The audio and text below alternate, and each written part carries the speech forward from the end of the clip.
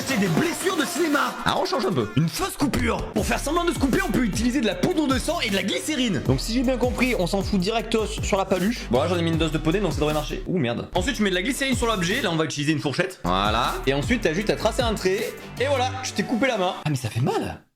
Ah mais je me suis trompé de main. Et voilà, je t'ai coupé la main. Si je me fais pas strike cette vidéo, c'est un miracle. Une crème à hématome. Pour faire un hématome à un acteur, on lui met un coup et après on lui passe de la crème pour qu'il cicatrise. Et si tu m'as cru, t'as un gros problème de naïveté. En fait, cette crème sert à faire une rougeur pour imiter un hématome. Oula, c'est très rouge. Mais en vrai, ça rend trop bien, je suis choqué. Je dirais vraiment que je me suis pris un coup là. Attendez, je vais faire genre, je me suis pris une porte. Ah, je me suis pris une porte.